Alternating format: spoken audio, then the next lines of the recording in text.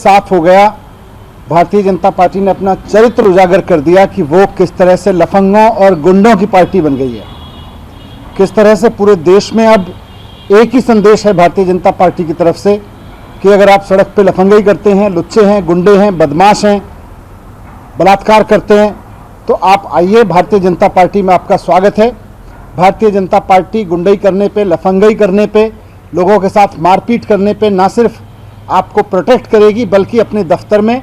अपने नेताओं से आपका स्वागत भी कराएगी, आपको हीरो की तरह सम्मानित भी कराएगी। ये भारतीय जनता पार्टी का चरित्र अब हो गया है। और कल जिस तरह से बीजेपी ने मुख्यमंत्री के घर पे हमला करने वाले लोगों को सम्मानित किया, उनको हीरो बना के पेश किया, इसका मतलब आज भारतीय जनता पार्टी पूरी तरह से मान चुकी है कि उसके हीरो, उसके नायक इस देश के स्वतंत्रता सेनानी नहीं है, इस देश के पढ़े लिखे लोग, इस देश के लिए जान देने वाले शहीद सैनिक नहीं हैं। उसके नायक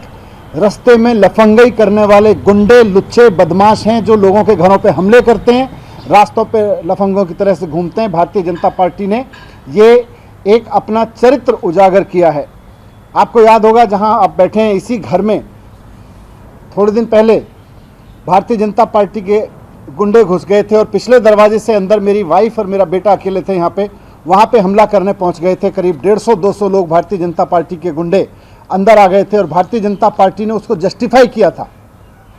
गेट तोड़ के, सामने वाला गेट तोड़ के, यहाँ पीछे वाला गेट तोड़ के इसके अंदर आ गए थे, उसको भी भारतीय जनता पार्टी ने जस्टिफाई किया था। इसके पहले भी भारतीय जनता पार्टी, ये कोई पहली बार नहीं है कि भारतीय जनता पार्टी अपने गुंडों को, अपने इस चरित्र को उजागर कर रही है कि वो एक गुंडों की पार्टी है, बदमाशों की पार्टी है, वो लफंगों की पार्टी है। ये भारतीय जनता पार्टी बार बार उजागर करती रही है। मैं आज आपके सामने कुछ ऐसे घटनाक्रम लेकर आया हूं जिसमें भारतीय जनता पार्टी का ये चरित्र बार बार उजागर होता रहा है और मैं एक एक करके आपके सामने रखना चाहता हूं। सीएम साहब के यहाँ जो हमला हुआ उस पर मैंने जिक्र किया, मेरे घर पे जो हमला किया गया और 150-200 गुंडे भारतीय जनता पार्टी के आए और भारतीय जनता पार्टी ने ना केवल बाकायदा उनको प्रोटेक्ट किया बल्कि उनका सम्मान भी किया। इसी तरह से अभी थोड़े दिन पहले भारतीय जनता पार्टी के नेता मनोज तिवारी जी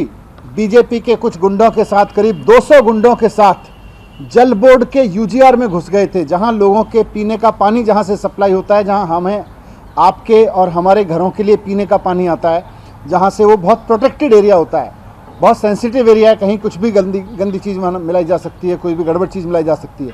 भारतीय जनता पार्टी के नेता गुंडागिरी करते हुए अपने 200 गुंडों के साथ में मनोज तिवारी वहाँ पे घुस गए थे। उसमें कोई भारतीय जनता पार्टी ने कभी उसको गलत नहीं माना बल्कि हमेशा सही ठहराया।